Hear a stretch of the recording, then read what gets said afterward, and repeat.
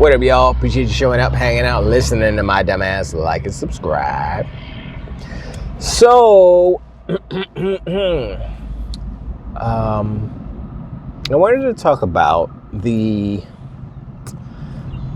of looking into the future of video games as a whole, as generally speaking, but taking into account the different players in the space, right? So you have Steam. They're making moves. They're doing some stuff. Maybe they'll come up with a console. Maybe not. A Steam machine, if you will. We all know how that went last time, but they got the Steam Deck, so all they need to do is make a Steam Deck without the controls on the screen, throw it on your TV, good to go. If it's super cheap, shoot, maybe I'll get one. I don't need it. I have a computer, but whatever, you know. Then you look at Nintendo. They got the Nintendo Switch 2. I would say the only thing that could deter it from success is its price point. If the price point is right, they got no problem. People gonna buy it. It's all good. PlayStation. Guess they have a PlayStation. You know what's funny about that? PlayStation, when they announced the PlayStation 5 Pro and it was getting middling reviews, it was starting to fall apart and blah, blah, blah, they all of a sudden start talking about PlayStation 6. You know that if you just launch a console and then you immediately looking at the next one, that one you just launched, hot trash garbage, failure. That's what's happening with the PlayStation 5 Pro. The PisserTech 5 Potato is trash, and it's being treated as trash as such. The developers don't care to develop for it because they're like, that's extra work. Psych. I thought Pisser was just you turn it on and it works. Nope, it makes your games whack. Makes them worse. Is this the first time in history where a technology that's supposed to be better actually makes everything worse? You know, the whole thing about like PlayStation and their ecosystem as far as API for the developers was that it's easy. It's so much easier than Xbox. It's so much, which is not exactly true, especially if you're going from PC to PlayStation and PC to Xbox. Xbox is easier, but market leader, blah blah blah. You know, I'm pretty sure Sony's handing out like secret money hats too. Like, hey, why don't you prioritize PlayStation? Sure. You know, I wouldn't put it past them to be like that. But, you know, no PlayStation 6 says King? Maybe. I mean, right now it's looking like that because they have to wait until 2028 for them to put out a new system. If they're gonna go by the timeline that the PlayStation 4, the precedent there. So halfway through, I mean, technically it would be 2030, but earliest 2028. It's 2025 right now. If Xbox launches in 2026, PlayStation's in trouble. I mean, they're in trouble already, but you know. And so we look at Xbox and we say, okay, well, they have consistently put out the best box. Now, you know, people say, oh, that's subjective, blah blah blah. I mean, not really. On paper, if you want to do specs, the Xbox Series X is better than the PlayStation 5, period. The fact that it was underperforming is a development. That's an optimization issue, not a hardware issue. You look at games like Avowed that are beautiful and have no pop-in and no nothing, no screen to no nothing. Like, how come these games don't exist on PlayStation? You're looking at Monster Hunter Wilds right now. I'm looking at that game. I'm like, why is this game so hard? It's got 90s and all this stuff, but it's trash fire garbage game. It's like, how come it performs like doodle crap? It performs like PSSR is on for real. When you turn on PSSR, your game doesn't perform right. It's flickering and flackering. It's doing all kinds of stuff you don't want it to do. But I'm just saying, even though it's getting praised and good reviews, it's performing bad. Like Digital Foundry did like 2 or 3 different videos on, well, they did 2 at least, one for PC and one for console, and they're both bad. I'm like, what's the best way to play this game? It's like, even on PC, they're like, oh, well, if you do it the lowest or medium settings, look like trash, but then the frame pacing is fixed, but then the frame rate's broken. I'm like, wait, but then if you put the frame, if you put the textures up to high, then the frame rate is fine, but the frame pacing is messed up, so you get choppiness. So it means the frame rate isn't good either, but you know what I'm saying. So I'm like, and I forgot, I think it was Alex Batal, I think he was the one who was doing it. He said, yeah, no, it was Luke Stevens who mentioned it. He said, yeah, they added this new text for the skies and the clouds or something, time of day or something, dynamic time of day or something like that. And so that's messing with the engine and blah, blah, blah, and that's why you're getting these frame time issues. And I'm like, and they went technical. I was like, oh, okay, trash. And I'm looking at the games that are coming out. I'm looking at the games, right? And I'm like, a lot of the games that are coming out for Xbox, the Xbox games are performing, mwah. Even they got Avowed at 60, they got Indiana Jones at 60. Wait, did they get Indiana Jones at 60 eventually? I think they did, right? I can't remember. I know they launched it at 30, but I think there's a 60 patch, if I'm not mistaken. Well, on PC it's 60 anyway, so. But it's just, look, I mean, I had to joke about the roadmap last video. And there's so many games I'm looking forward to play on Xbox, from Xbox. I'm like, if I only had an Xbox, I mean, I have PC as well, but if I was only trapped on Xbox, in that ecosystem, I would be so fine with it, because, I mean, I kind of am, because there's so much to play. I mean, South of Midnight is going to be the next. I'm still on Avowed. I'm still infatuated with Avowed. South of Midnight is going to be a nice little treat. Like, that's good. Num, num, num. That's good. Give me, num, num. But anyway, the future, right? The future of these consoles, the future of these companies. I'm looking at the next Xbox home console. I'm like, yeah, I'm going to buy it, whatever.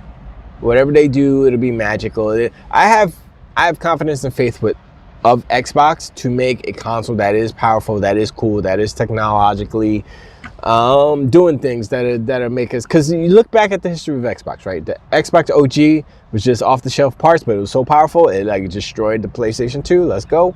360 was a good system, but Red Rings of Death, it was a little flaw in the manufacturing right there. They got it fixed. That's cool. I would say the Xbox One original OG is probably the worst console they ever made.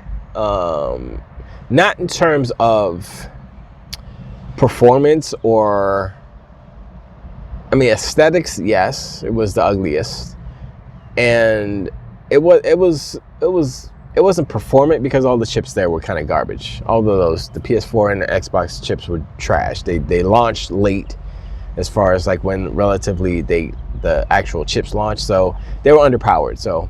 So when they went to correct it with the Xbox One S and the Xbox One X, boom, that's when they went full steam ahead. They haven't turned back since. Every console has been a banger as far as technology, whisper quiet. It's just good. And so, you know, Donkey Unicorns and Ponies, they're looking at the PlayStation 5, that big beast, in a bad way. And when I first saw that, I was like, that is the ugliest console. How is that? That's not even... And, you know, it's funny because they tried to take cues from the 360, how it was the inhale, right? Like the first Xbox was the exhale because it was big and bulky. This one's the inhale. I was like, oh, yeah, that's a psychology, that's a design philosophy. That's cool, right? And then the Xbox One was just this VCR. It's a big black brick. Here you go, boosh. And I'm like, y'all don't think too much about it. Y'all just wanted it to not overheat because of the 360. So, and it didn't. It was quiet, so I give them that. But now the Xbox One, the series consoles are, you know, simple, simplistic, minimalist, and it's cool. But I think they need to do a little bit more. I mean, that started with the One X and the One S. Obviously, that's design philosophy is still being carried. So, but I think they need to add a little bit of extra to it. You know what I'm saying? So it'll still be simple and minimalist, but at the same time, give it a little. Oh, that's nice. You know what I'm saying? I mean, it could just be like one little square on it that's like a glossy square or something within the plastic. And yes, sure, it costs more money to produce, but you know, just something simple like that can add to a design that doesn't just break the design philosophy, but at the same time gives players a little extra something to look at. No, it would have been cool, and this is only on the dev kits. If they had that little LCD screen on there, you go just and you just have little readouts. Yo, they need to do that. If they did, and it doesn't have to look like a clock, like a VCR or anything, but like just a little square or a little whatever shape they want to do, make it an X. It doesn't matter. And make it an option, like you can have it so that it's modular, where it's a like a plug, like a, I don't know if USB would work, would make sense, because then it would take up a USB port, probably a proprietary port, but it would just be like a little light that you put on there, or maybe it's the power button. You could pull out the power button and it's like a whole module, and you put it in, and it syncs into, so it's flush with the console, and you know you can pull it out, put it in the screen, or pull it, you know, do whatever. That would be dope. You know, and that's optional. Once again, it's like, okay, so you have to pay a little bit extra for this, you know, connector and blah blah blah, but it's optional for people to go in and, oh, I want to put the screen on there with a little, you know, custom graphics, or a little X, animated X that's going in the circle or whatever, you know, your favorite X Master Chief's on there chilling like, what's up, dog, you know, all those things. Hey, once again, that's extra credit, that's extra money, extra cost. But I think little things like that add to the user experience and add to like the dopeness, the hypeness of said console. You know, as long as they have the foundational bottom line stuff covered, like, you know, putting the haptics and the new controller and all that stuff. Even putting a little screen on the controller would be better, doper than that stupid touchpad that the PlayStation 5 DualSense has. That's so dumb. That's so dumb. But whatever. But so like the future of the consoles, I mean, just like the home consoles, like, okay, I'm gonna get it. I mean, I'm gonna get it. You know, of course I have to see what it is. I want to see, and hopefully they can excite me more when they, you know, talk about the specs and talk about the features. I'll be like, cool. I don't care if it has a disc or not. It would be ideal if it didn't have a disc, to cut the price down, but then they offer additional, you know, plug-in disc later. I'd be totally fine with that, how like PlayStation did, except not where it's like a kind of a proprietary disc type of thing, where it's just like, look, just make it a USB disc, make it the same shape so you can slap it underneath if you want to, you know, create it yourself or whatever. I mean, you know, there's many different things, because the disc honestly is just to read a serial key or whatever. It's not really, you're not really reading the game off of it anyway, so it doesn't need to be all this super hype stuff. If you want to play Blu-rays, then that's a whole different thing, blah, blah, blah, whatever. But just to have the flexibility where you can have options, right? The main thing, one of the main things is this handheld rumor. People keep, you know, they're talking about it, blah, blah, blah. One thing I hate, and I've noticed it. Luke Stevens said it. Everyone who is talking about Xbox is saying this. And they're saying Xbox, they're not in competition anymore. They gave up the console space. And I'm like, they have said that they're making 2 new consoles basically, and you're saying that they're not in competition anymore. That they gave it. How is it that they're making a console that hasn't come out yet, future console, and they're not in the space that they gave up, they lost or whatever? It doesn't make any sense. And you can say, oh, they lost this generation. If you want to say console sales, sure, they lost that. But are they a failing company? Are they like making the least amount of money? No. I don't. Actually, once again, I gotta look at the numbers. But I think they're doing pretty good. You know, their numbers are up, except for console hardware. Everything else is up. And some of them like, oh, well, if they didn't have Call of Duty. Well, if Sony didn't have Spider-Man. If Sony didn't have God of War. I mean, you know, we can take away games and stuff all day long. But the fact of the matter is, Xbox does have Call of Duty. Xbox do have Bethesda games. Starfield, all those things. They do have Indiana Jones. They do have Avowed. They do have South of Midnight coming out. They do have Doom: The Dark Ages coming out. They do have Perfect Dark coming out soon. They do have Ninja Gaiden 4 coming out. They do have another Call of Duty this year. They do have a new Forza Horizon 6 coming out. This is just off the top of the head. They have many more.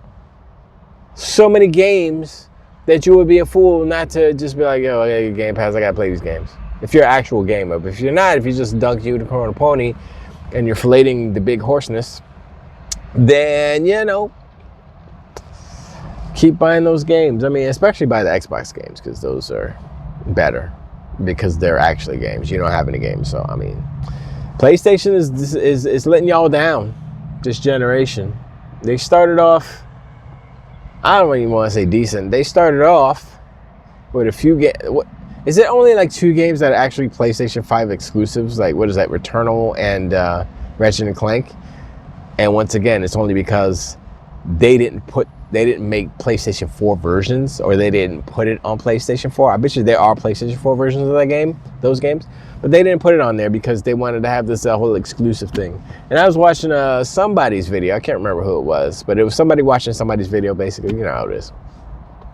And they went through the history of Jim Ryan telling lies, basically. And they said, oh, we believe in generations. That's why only PlayStation 5 games will take advantage of the power of the PlayStation 5 and blah, blah, blah. So you need to buy a PlayStation 5 so you can play these PlayStation 5 games. Meanwhile, he knew good and well that they're all going to be cross-platform. PlayStation 4 and PlayStation 5, like I said, the only 2 games that were not that. And I'm like, man, he lied straight to your face with your mouth open. I don't know what, y'all just take it. Y'all take it. Y'all bend over and take. You blend over and you bend over and you're taking it. And that's what y'all like, I guess. Y'all just like lies in your face. He lied so much they had to get rid of him. They was like, yeah, you kind of messed up a lot of things. And $400 million? Yeah, I'm sorry. You got to go. I mean, we're not sorry. We're just trying to be polite. Yeah, get your ass out of here. Get out, Jimothy Ryan. Get your punk ass out of here. Don't come back. You can't take the cookies. But they have my face on them. No, can't have the cookies. Oh, he spoke funny too. He had a British accent, obviously. He was like, and yes, and the PlayStation 5. I can't do it, but it was like a weird. Anyway, doesn't matter. We don't need to do him because he's gone. He probably quit everything. He's just like, I'm just gonna spend my PlayStation bucks that I cashed out. Cashed out all his. Wow, it's bad when your former CEO cashes out his company stock. Means he has no confidence or faith in said company. He's like, yeah, y'all are going down. Let me get it while it's high. All these little signs are indications that Sony's going down, PlayStation particularly. But come on, son, y'all can deny it, y'all can put on a brave face and keep console warring all you want. But I mean, you say the console war is over, Sony's not winning. They're not winning right now. They've been on a down slope for a while, and it's gonna keep going down until they can put out games that'll turn it around, which is not anytime soon, because even if they're closest, let's say Ghost of Yote is the next game coming out, right? Dude, that game has to sell like 25 million copies. And it might, because there's such a drought over there at PlayStation, but at the same time, we don't even know how many consoles exist in the wild, so we can't really speculate on a number because they're not telling us the right numbers. Anyway, I'm rambling. Appreciate your answer, like and subscribe. Let me know what you think about that Xbox handheld, the future of the Xbox handheld. We look at the roadmap, you look at the console stuff. It's all exciting because there's movement, there's technologies happening, there's all kind of thing. Microsoft's at GDC, they about to drop some more bombs and stuff. Come on, son, it's cool. It's like really good. Where's Sony? They're not. Are Sony at GDC? I mean, they should, because they're a game developer. It's a conference, so what's up with that? But anyway, I catch you on the next one too. The week.